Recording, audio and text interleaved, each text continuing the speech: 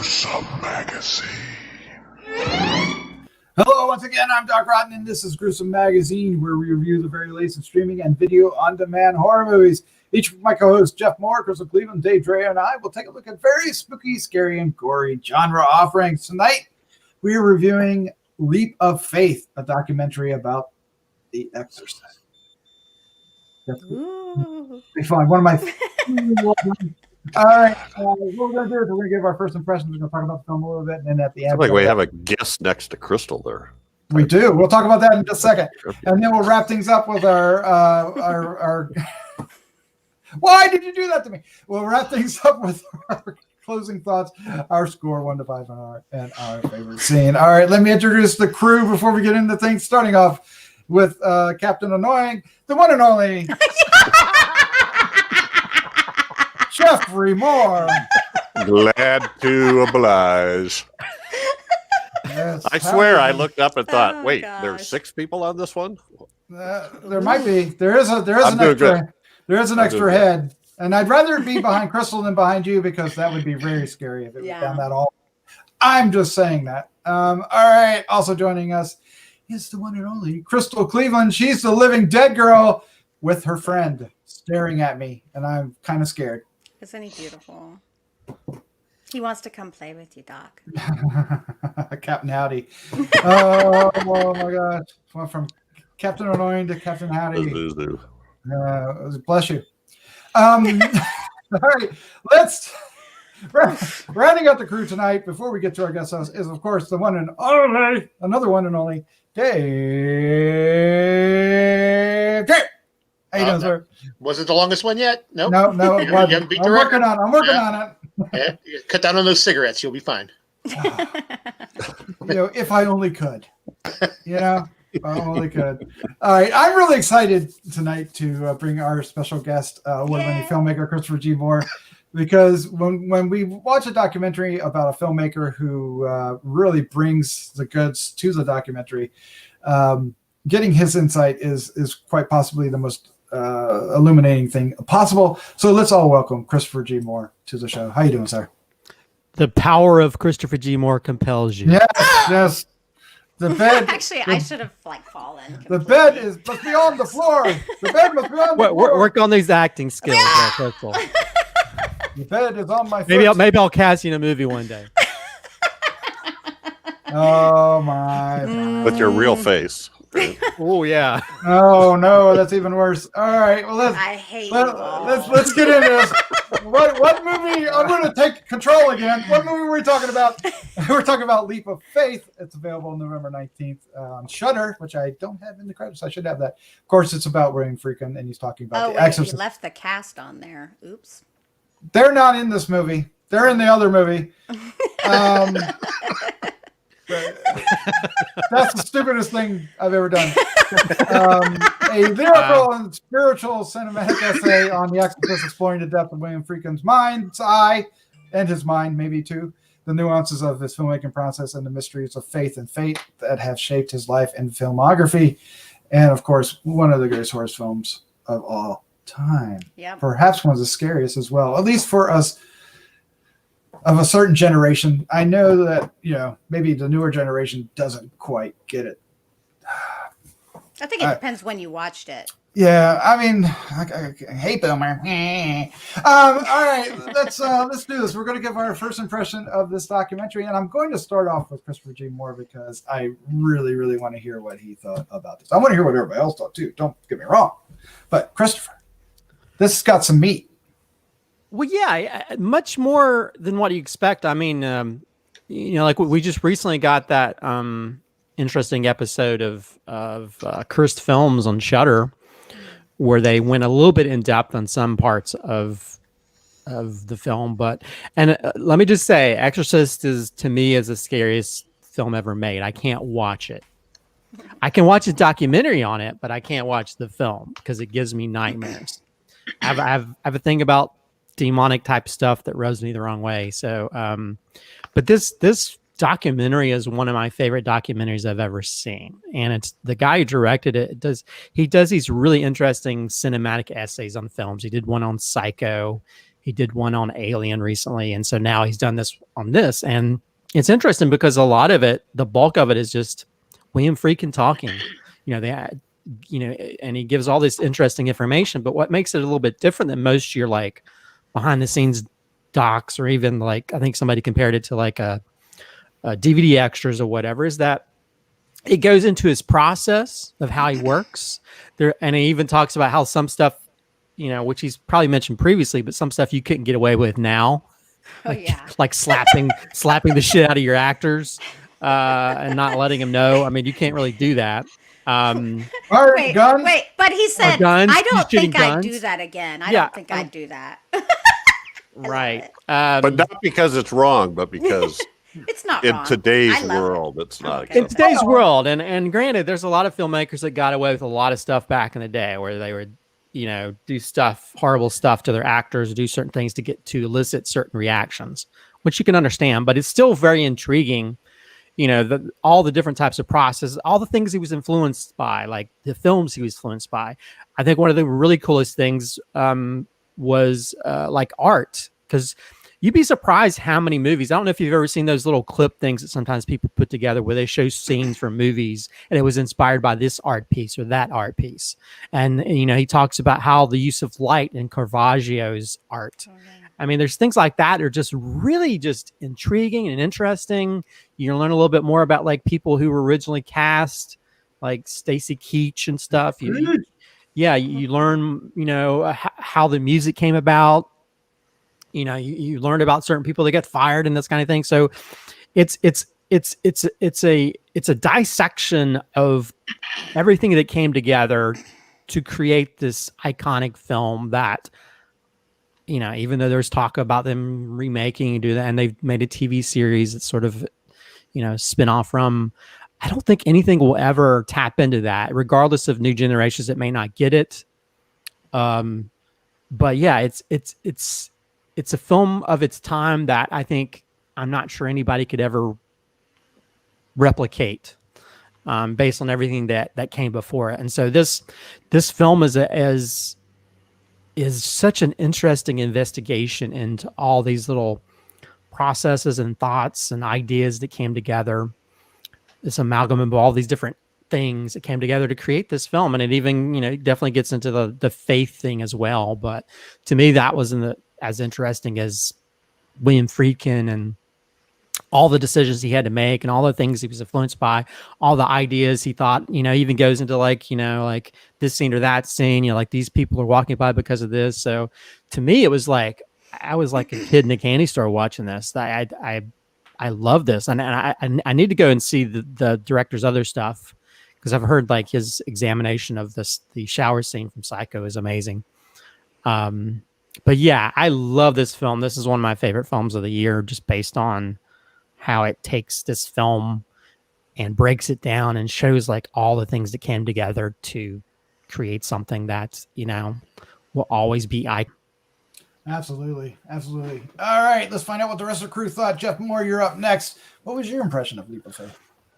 I like this a lot. I just, the number of things that he reveals that went into the movie, and he talks about this concept of fate and faith, and how so much fate kind of went into the making of this movie, about how he fell onto Jason Miller, and Jason Miller pushing him, for a screen test, and that's how Stacy Keach loses the part.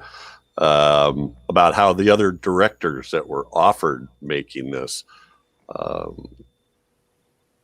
and the number of people that told him to leave out the opening section in North Iraq was surprising, and I love that section. I think that tells you so much about Max von Sydow's character, Father Marin, that you just learn a lot about him. This seems probably silly now, but I never thought about it when I watched it before, but he was only like 50 when he did this. He's incredibly good at playing an old man. But anyway, into this, all of that stuff. One of the things I really liked was when he talked about Fritz Lang's comment about sleepwalker security. And that's, when he talks about this movie, this was like a movie that he had like the vision of it almost whole cloth and then never questioned it. And anything that took him off that path, he just, he wasn't going there. From everything from Blatty's script to the music, right? So, and the way that Speedow wanted to play certain sections, things like that. It was just really incredible. The idea of the ascensions that show up all through the film. So I don't want to steal this from everybody else, but the other really big thing I liked was this idea of grace notes. Yes, which was very interesting. And as soon as he said it, I could start recalling things like that in my life and in art and films that I hadn't thought about. So I had great fun watching this. Great fun. Yes, that's a great way to put it. Crystal, you're up next. What's your first impression of Leap of Faith? So, The Exorcist is the first horror movie I ever remember seeing. I was like 5. Nice. And I loved it. It changed my life. Yeah, no, I loved it. It changed my life. I didn't have any problem with it. I found this really interesting and honestly a bit profound. I didn't realize he's clearly a spiritual person.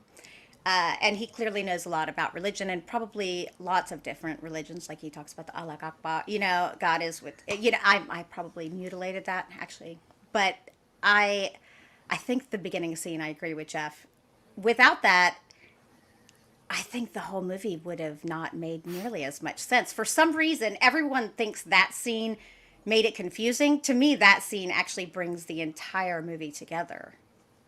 Oddly enough, because I think it also kind of speaks to like something older, something more ancient, instead of just, oh yeah, we're going to play with the Ouija board and blah, it seems more trite when you don't have that scene connected with it. I found the whole sound and music aspect of it so compelling. I had no idea that, so much went into the sound of this movie, but it explains why it was so good, because it really does sound amazing. Of course, I love Tubular Bells, right? I mean, yeah, okay. But I was shocked, quite frankly, when I found out that he had such a problem with the ending. And it was, the whole time I was watching that, I was like, what? I don't understand why you'd have a problem.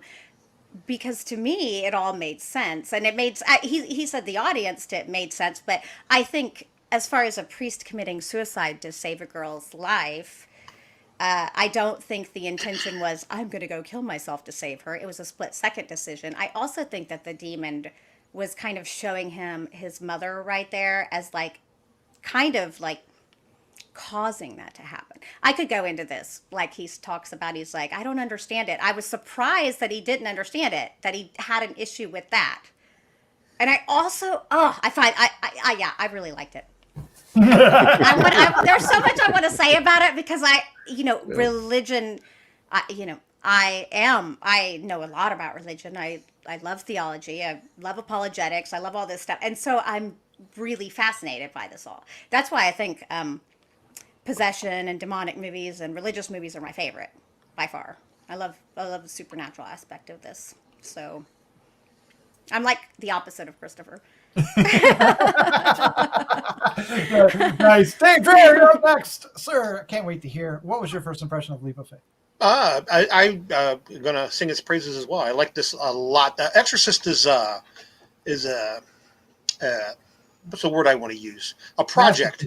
It's a project that's kind of been around my whole life because I remember my mother having the book, and she used to keep it hid, like in the hall closet. And it was the they actually show it in this documentary. The cover with what looks like the demon like hiding like inside someone. They show it in the documentary. Did we lose him? No, I'm here. He's fine. I'm here. Hello. Hello. I'm here. I see. But I can remember that cover of that book scared the shit out of me. I was probably 8, 9, something like that at the time. And And then, of course, the movie came out, and I was too afraid to go see it. When I finally did see it, I only ever made it to the crucifix scene. So this movie always just scared the living shit out of me. I could never watch it all the way through. And then in later life, when I got to know Dick Smith a little bit, I share these stories with him, and he's like, Dave, it's all bullshit. It's all make believe. I made that shit.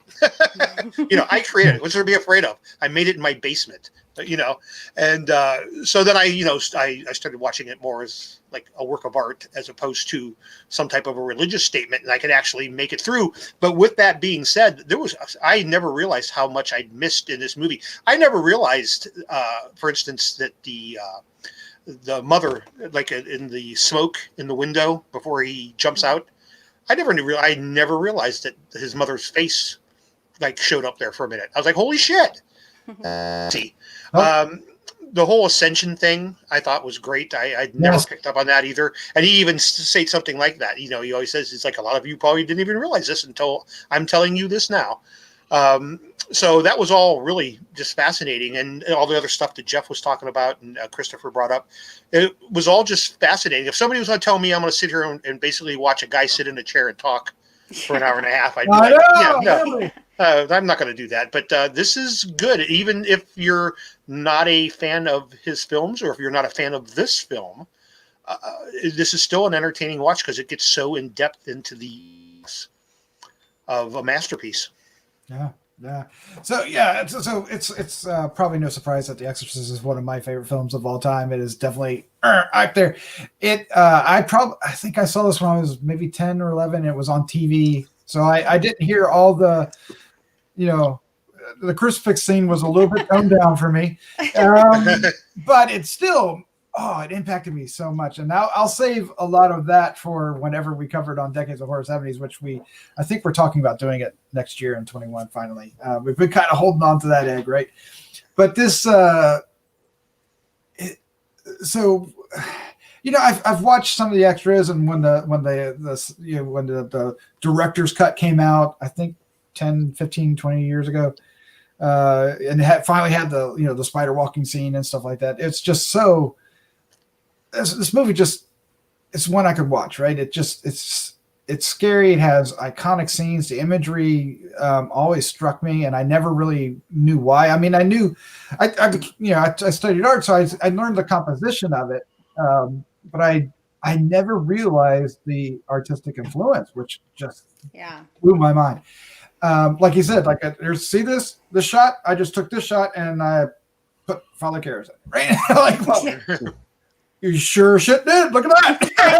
That was a trip, right? With the light. That was amazing. I mean, they literally just stuck his little head, his little body there and said, okay, I just put some light coming out of the window here. And like, damn, sir, you are. And then when he starts talking about the mask and the other paintings and how he used it here, but also used it somewhere else.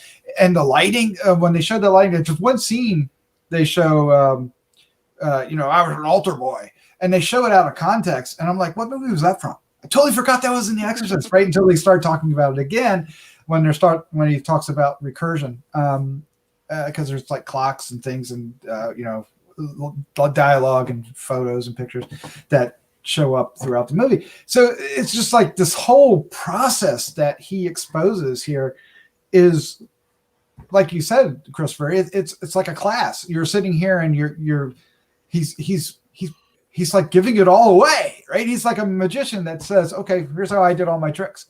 And you're like, oh, there's and knowing all the influences and the films and filmmakers that,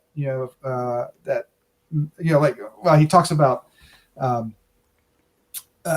certain films a lot. I'll let other people talk about, but when he talks about even Kubrick, right? And the obelisk showing up and how he loved that. And, to kind of go on the recursion thing, he had no freaking idea what it meant, but it was cool. So there was just the artistry of the lighting even that he exposes just really captured my attention. And there's only one aspect of this that kind of rubbed me the wrong way, and we'll leave that off. We won't talk about that here, but I think one of the more impressive things, and I'll stop here. Let's just say that this film really actually ends up meaning a lot to me. I really love the dissection of this from his point of view, right? He's not, he says, he doesn't care about interpreting it. He says people say this and this about it. Going back around to Crystal, what you were saying at the end, I don't get the ending. I filmed it because, glad he wanted me to this way. And I had to concede. That was my concession. I had to, do it, and I never got it. But everybody else did. So what, right? Is when he talks about Sydow, Max von Sydow, and he won't give this one line the way he wants it. And the way he talked to him and got him to do it, and what he did, he just, and then his reaction to it, which had so much respect in his telling of that story for him. I don't know, because sometimes I think, forgive me, Friedkin comes off as being a little bit of a prick. But he is a prick. I think he's very logical. I think he's just a very logical person, and logically, I don't think he could understand why that happened, and that makes he's like. I think he admits that in this as well, right? Because he talks about, when you go to the music, he talks about like one of his friends he hired after to do it, and he didn't like it, and then of course it cost him his friendship, and he seemed really genuinely sorrowful that happened to him. So I don't know, this movie just it kind of changed my mind about him a little bit, and also just makes me look at this film in a whole different light, and I appreciate that so much. Yeah, I mean, just even from just the artistry of it, I guess I never realized he was such an art fan, and the way he brought those elements into it. There's a reason. There is an absolute reason why this movie is so damn good, right? Well, I love that he said, and I do believe that this movie is touched. Like, I love that he said that he felt like the story came from someplace else. Frankly, like, did y'all hear that? Like, I just feel like I totally agree with that. I totally feel like he had such a clear vision because of, I know it sounds so probably cray-cray, but I think that it definitely was intended to be told in the way that it was and everything. And he's adamant about it. I feel like Stacy Keach would have been a detriment to the movie, honestly. Well, I love Stacy Keach, but in hindsight. Yeah. Well, I think more than anything, this shows, like most films, are a combination of happenstance and luck, and creative influences and passion. And when you combine those two, you create something like The Exorcist, because it's not just thrown up there like a Pollock painting where you just throw paint up there. There's a lot of thought that goes into it, and a lot of times as a filmmaker, you have to work around such situations. Sometimes you can even get people that you admire, like a famous lyricist or musician, and then they don't work out. So and then you have other situations which you have to work around. Even if you have the most famous actor, sometimes you have to figure out ways or talk to them. And so it's just interesting how all these things came together. Some things didn't work out, some things did work out, and some things just happened to go a certain way. And in the end, it turned into The Exorcist. And I think that's the wonderful thing about it. It's not just something where so methodically planned that you can't, it's like Kubrick, it's like so methodically planned. It's everything goes where it needs to go. But even Kubrick stuff, there's stuff that goes wrong or stuff they might have to change. And this is a good example of that. And I think this examines it peeks under the rug. It finds every little interesting tidbit and takes you in so many different paths to understand how this film was produced and made and created.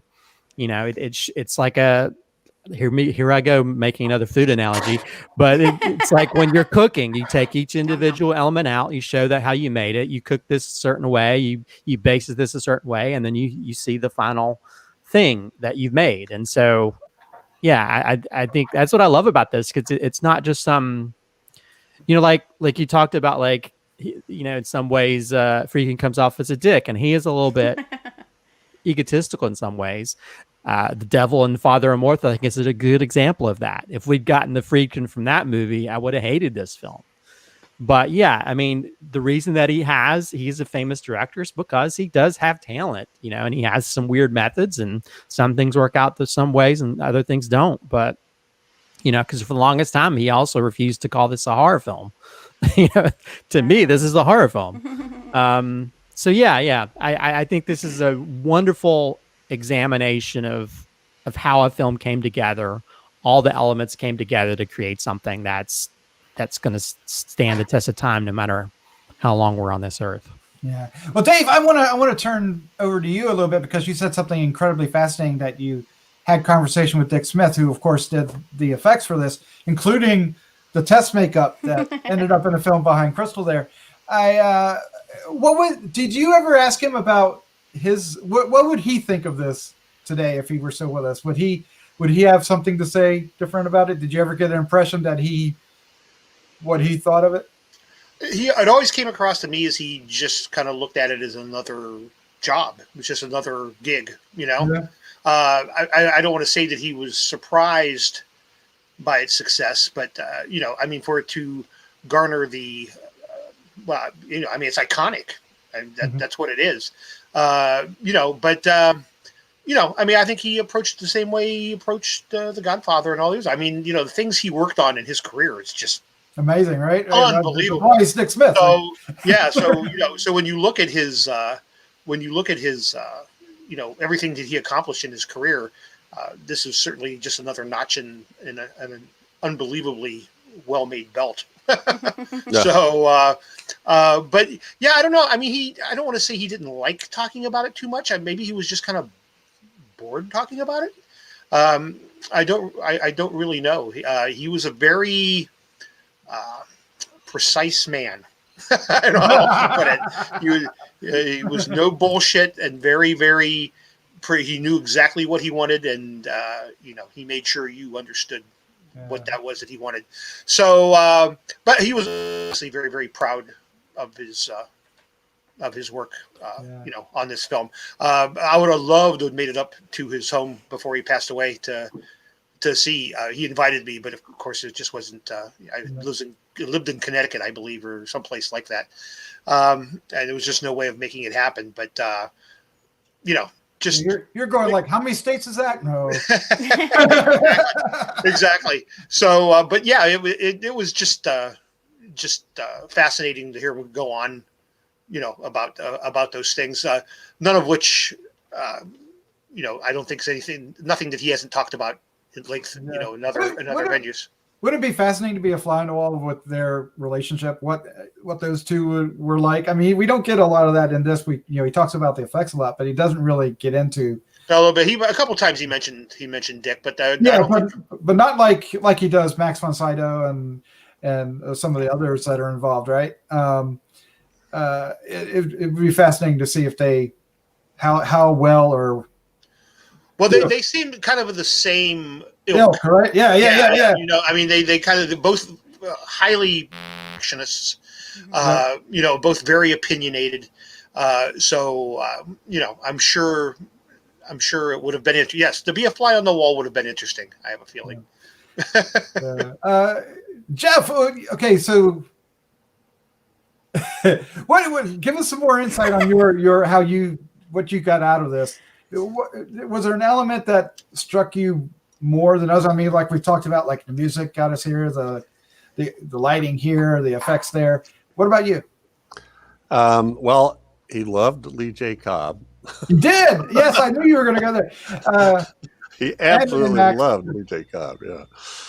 He's perfect in this movie, though, right? And yeah, and I agree that his favorite scene is really, really great. I love that he gave his favorite scene in this movie being the two of them at the table talking, and I never fully grasped how the camera worked in that. You know, where it went in and then came back out when when the tension got teased, right?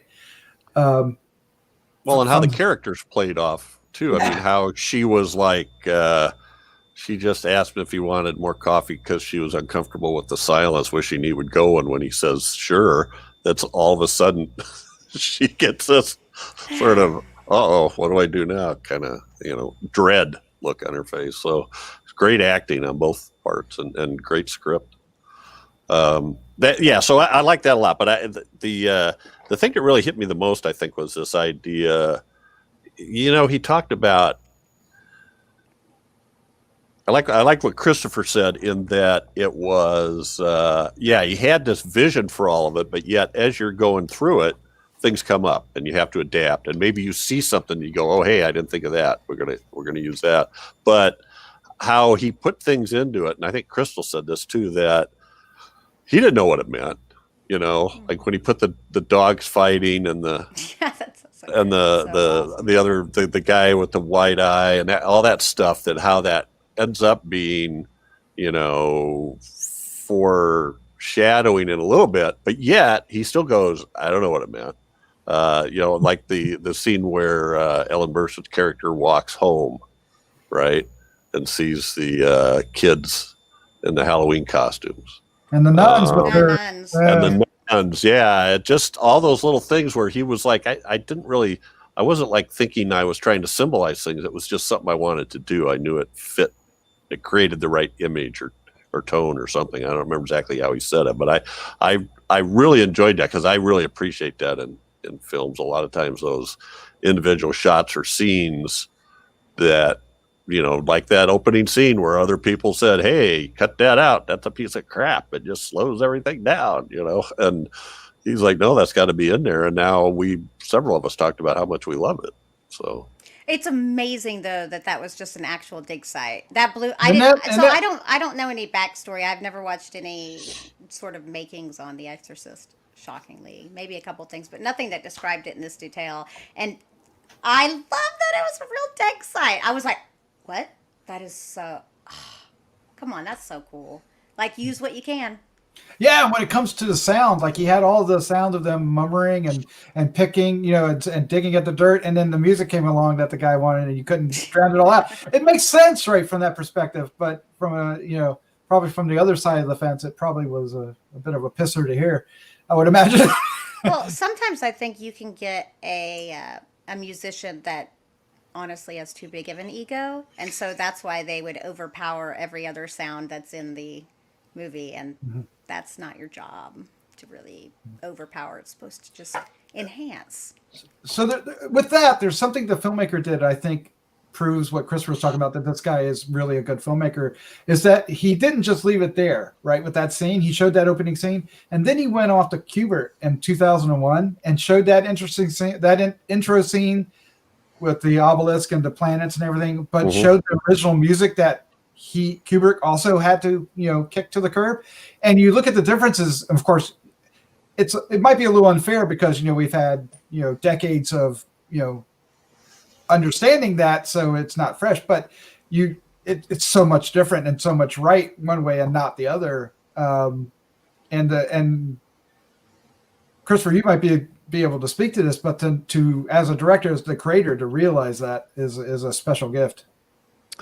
Well, yeah, although you might want to tell the composer that before he goes to the world premiere and walks the red carpet, and then he doesn't hear his music in the film. Which one was that? Which was that? 2001. That Kubrick? Oh, okay. Kubrick, yeah. Because Kubrick fell in love with the temp music he was using so much that he just kept it, which is always a problem because a lot of times, like, I edit to, like, temp music. I have a habit of using Drag Me to Hell music when I'm editing, because there's certain scenes that are always there's certain pieces of music that are very creepy, and so a lot of times I'll use that when I edit, and so it's always kind of hard when you're having someone who's creating music. And so that is something, but at the same time you do have to figure out what works best for your thing. Like I think what was it, he talked about, like, the composer wanted to have this big organ music. Oh yeah, from the church. And I was like, that is, you already see that a lot in any kind of supernatural stuff that involves churches or devils or whatever. And it's kind of a trope of horror films in general. Not that I don't hate it. I mean, the orchestral stuff from Hellraiser is some of the best music out there, created by Christopher Young, but I don't really think it would have. I don't know. It's kind of weird how you can take something that seems so opposite but seems so perfect. And then sometimes you have to make that kind of decision. Like I had a time where I was trying to create I'll make it one day, like a B-movie musical, and I went through Yes. I think I went through 2 or 3 different people, and they just weren't making the music that I wanted, so I kind of put it on the back burner.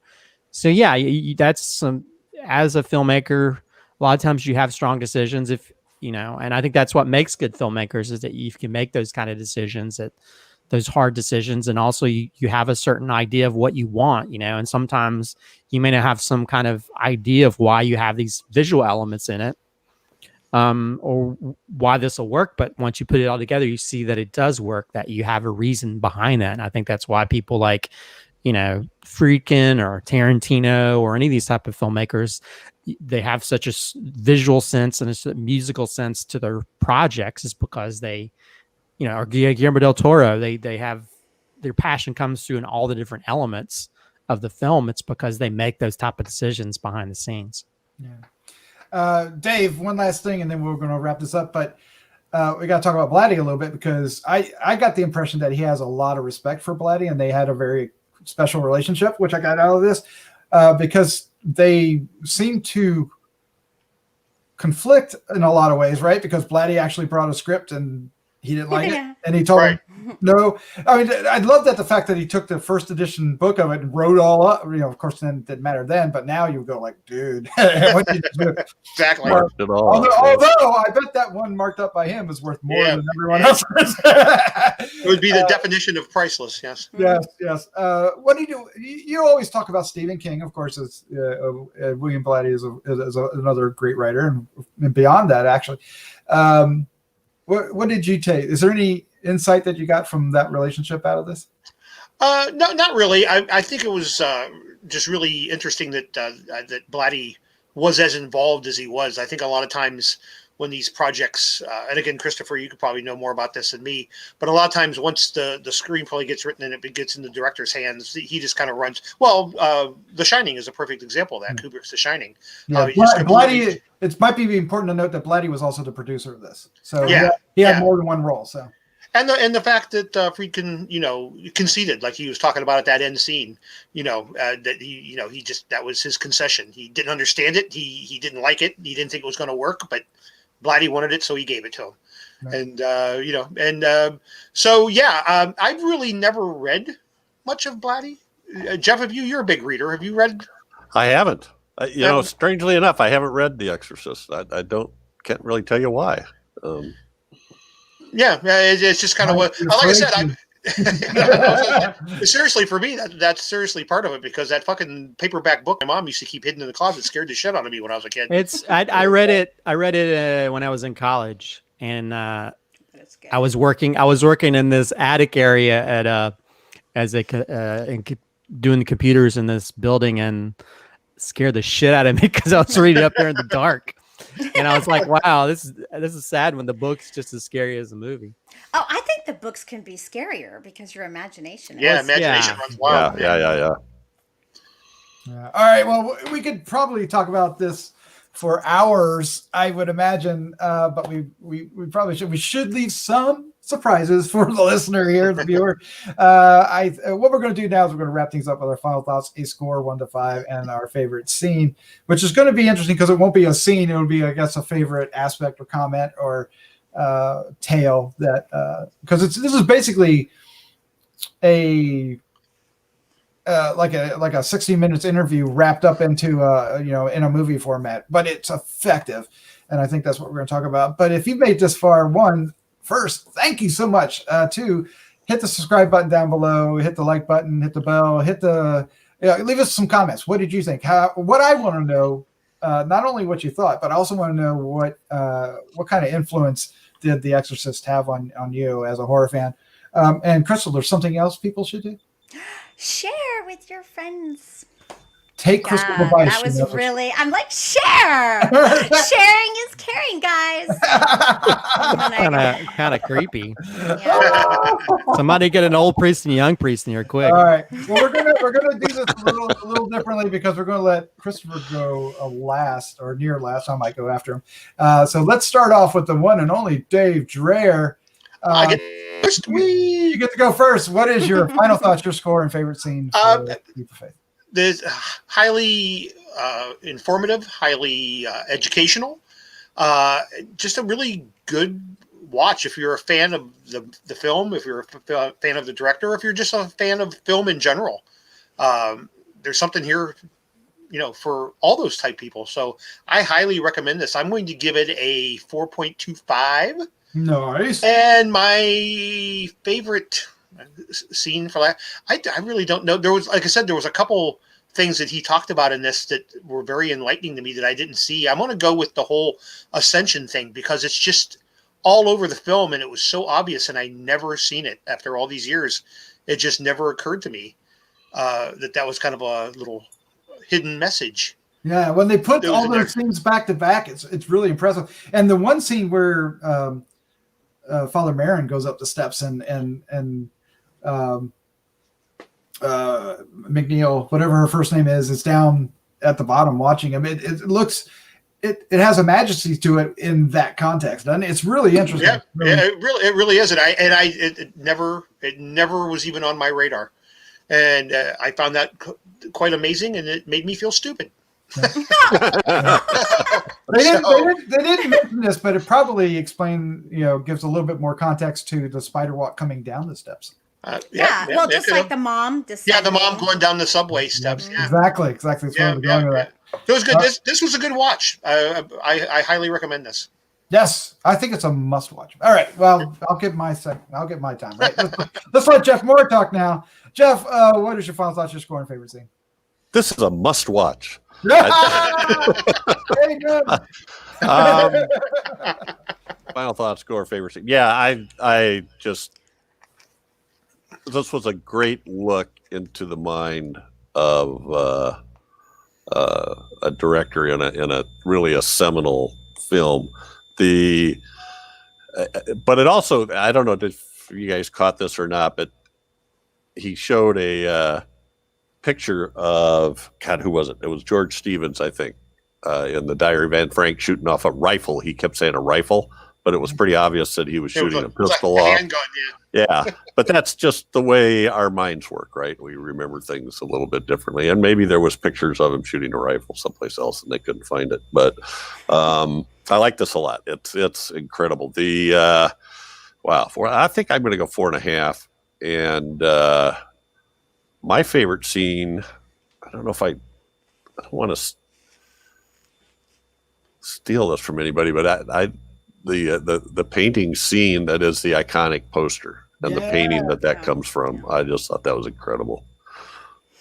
Yeah, and how it pieced together. Oh, yeah, I love that. Yes. Crystal, you are up next. What is your final thoughts, your score, and your favorite scene? Well, I clearly think that any Exorcist lover, or really, I think movie makers too, like Christopher said, I think will enjoy this. It's not scary, so you're going to be okay. So, but it's a very good watch. I think I am fascinated with the heart behind this documentary, and it just totally wasn't what I expected, and that's a beautiful thing. My favorite scene is the extreme sacrifice and love that Father Karras showed when he took his leap of faith and how he felt about it. To me, it's so weird that he felt so strongly about it, but he was so close to this movie. It to me, it just all made sense. But especially if the bomb really did descend. Anyway, I'm going to give it a 4.25 as well. Nice. Mm-hmm. All right, everybody, cue some music. How's the Tubular Bells go? Can you do it? No, I'm really bad. No, it's gonna be so bad. It's gonna be so bad. You're fired. I end up doing Twilight though when I come to it. So bad. Oh my Yeah, gosh. or Halloween. Or, We were going to try to cue in Christopher Dean Mohr with some style, Oof. but that happened. Thank you, Crystal. Christopher, let us have it, man. Give us your final thoughts, your score, and favorite scene for Leap of Faith. This documentary it's a true exploration into the passionate methods, the creative influences, and the happy accidents that came together to form what I consider probably a horror masterpiece, even though I can't watch it anymore. And I think that just shows you the influence of what it is. This film it's for film lovers and for filmmakers. It's better than some of the classes in the masterclass series. This film is like this, shows you the secret recipe behind how movie magic is made. Yeah. From the stuff that you might have heard to the stuff you haven't heard, every nook and cranny, every kind of area that you could think of, from music to art to to influences as a filmmaker. And I think that it's such a wonderful investigation of this film that breaks it down in a way that makes you appreciate the artistry of this film even more. Just to know all those little things, like when you're putting furniture together, knowing every little element that comes together to make that wonderful table that you put in your living room. And so it's a weird analogy, but compare this to IKEA. It's a much more easier instructions than IKEA. Oh my God. This is crazy. What happened to your meals, man? Talk about how you make a burger. I was trying something different, okay? Don't judge me. Everything can't be food oriented, okay? Yes, well, it can, good. yeah. But this film is a delicious dessert. There you go. There you go. Wow. We got bringing it back. I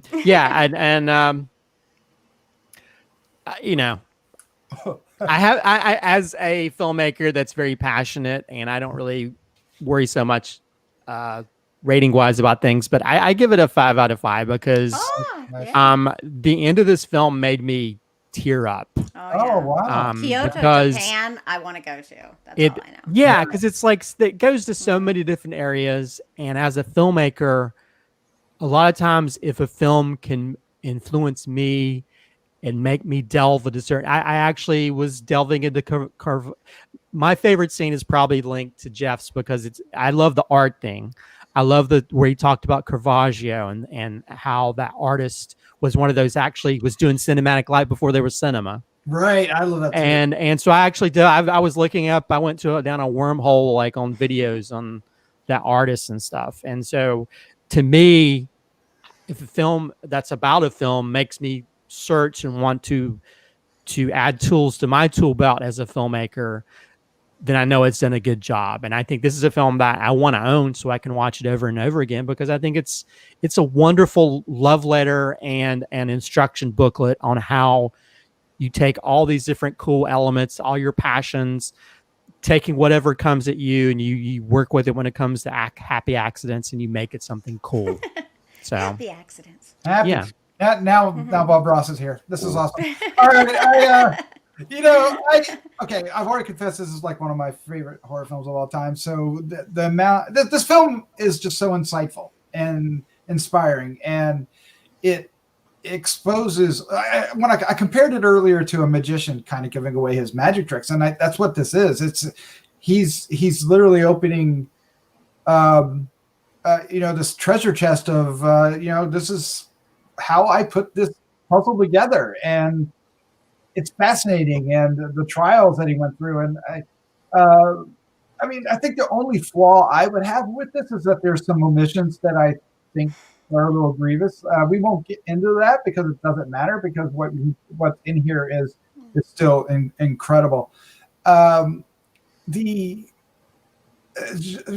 in the art aspect, bringing in his determination to his own vision, but yet he, also admits that he did have to concede some things, and to whom he conceded those things is, I think, has volume to it because it's bloody, right? It's not the producers or anything. Well, Bloody is a producer, but this respectful, this relationship that he had, this friendship that had all this respect to it, and you can see when he in his tone, you can tell who he respects, and you can maybe who he doesn't, right? And not to put too fine a point on it, but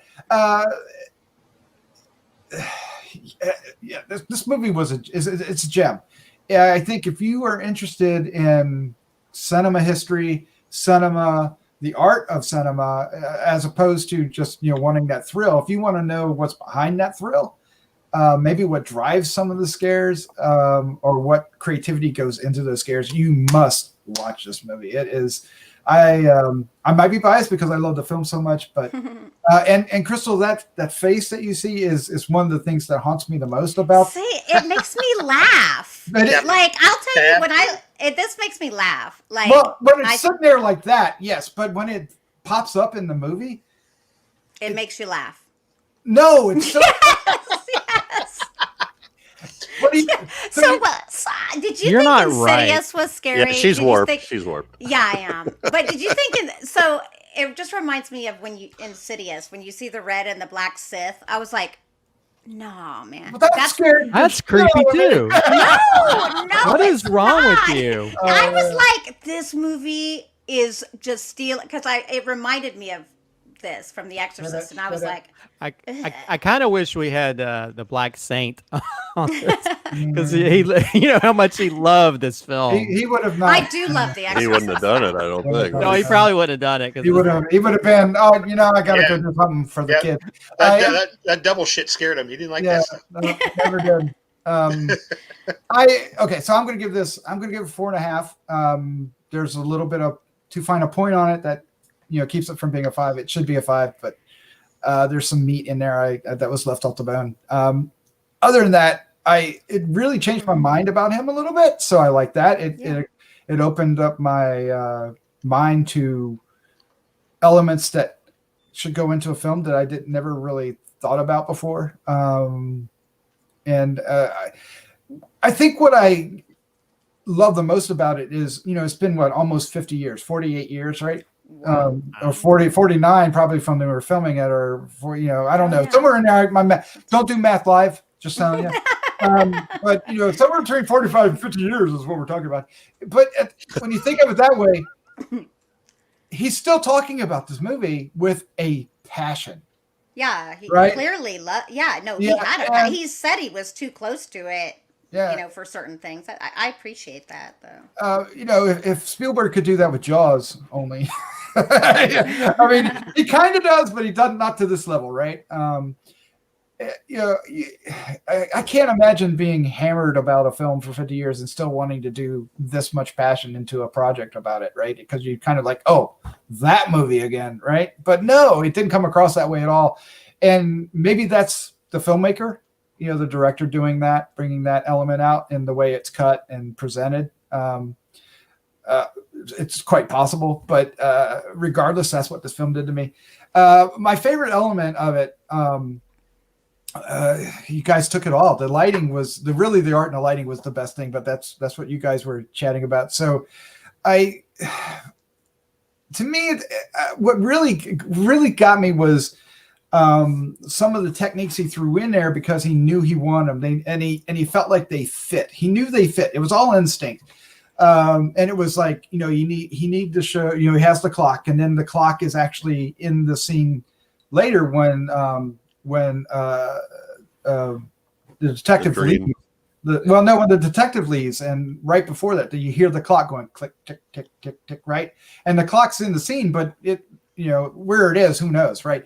But it doesn't matter. So it's that, and there's the pig squealing like a pig, boy. I was like, what? That's and the altar boy. Sorry, dialogue, Christopher. The altar boy dialogue that's early and then comes back in, and so good. There's just all those elements. And when he talks about those, and it's putting and kind of puts context to that, the dogs, right, barking in two different areas, and in our mind's eye when we watch this movie, we put that together, right? It that's what works, right? That's storytelling. We take those elements, they impact us early on, and we relate them later, and have him kind of expose that as, that's what I was doing, right? Or that's what you should be doing, is a great thing. Sometimes he didn't intend to, and it happened too. So maybe there seemed to be like there was an outside influence. I think, Crystal, you talked about this, because there was a lot of coincidences that happened that improved this film. Happy accidents, right, Christopher? That's what it is, I mean, and that happens in a lot of films where things happen a certain way and you lose. Oh, did he freeze for you guys? Anything better? Yeah, it happens all the way through life, in all areas, I think. Yeah, that's a topic of another show. All right, guys, that's our review of Leap of Faith. Incredibly long for this, but it was such a great topic, and I hope you enjoyed listening to this as much as I enjoyed sitting here and talking with some of my best friends about it. Christopher, Crystal, Jeff, Dave, thank you so much for joining me tonight. Thanks for having me. You're welcome. All right. It's always fun. Yes, it is. Let's say goodnight. Good night. Good night. Love you all.